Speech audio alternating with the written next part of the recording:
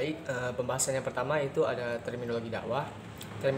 Terminologi dakwah adalah serapan dari bahasa Arab, yakni dari kata da'a fi'il madhi dan yad'u fi'il mudhari'nya, yang berarti mengajak, atau dalam bahasa Inggrisnya to call, memanggil, mengundang, atau to invite, mengajak, atau to summon.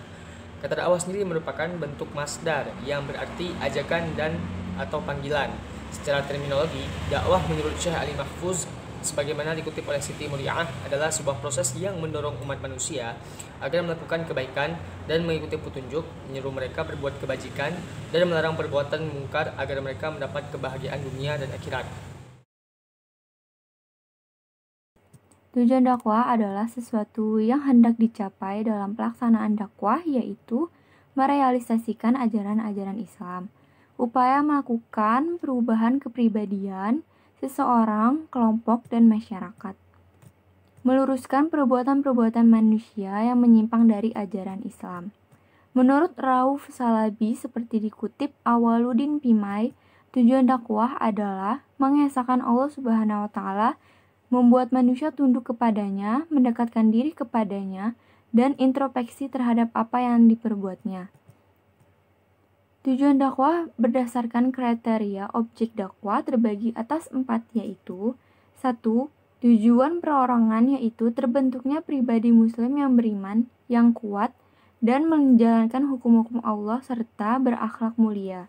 Yang kedua, tujuan keluarga, yaitu terbentuknya keluarga sakinah, mawadah, dan mawarohmah. Yang ketiga, tujuan untuk masyarakat, yaitu terbentuknya masyarakat sejahtera yang digariskan Allah.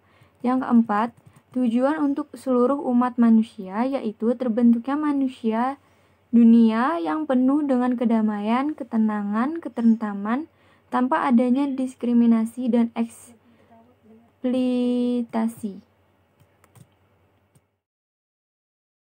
Di sini saya akan membahas poin C yang berjudul persoalan mendasarkan dakwah Islam.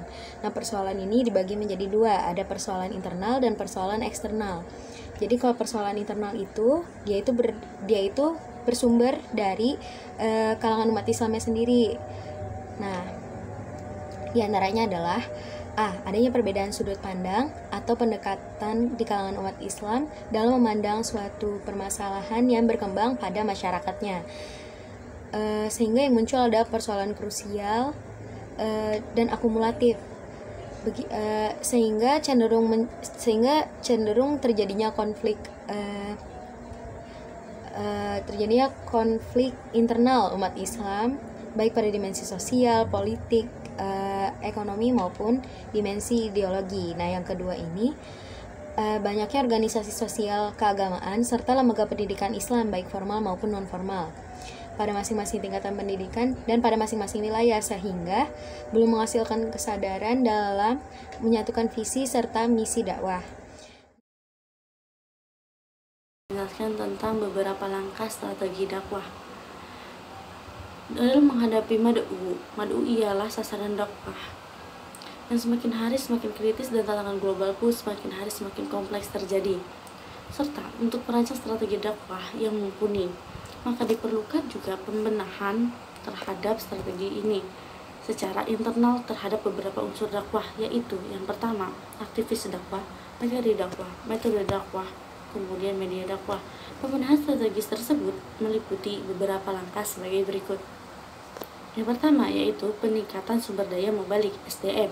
Untuk mencapai tujuan-tujuan dakwah secara maksimal, maka diperlukan juga juru dakwah yang handal. Kehandalan yang dimaksud meliputi kualitas yang kompetensi yang dimiliki, yakni kompetensi sosubstansif dan kompetensi metodologis. Kompetensi substansif adalah berupa penguasaan terhadap materi yang akan disampaikan kepada mad'u secara benar dan tepat.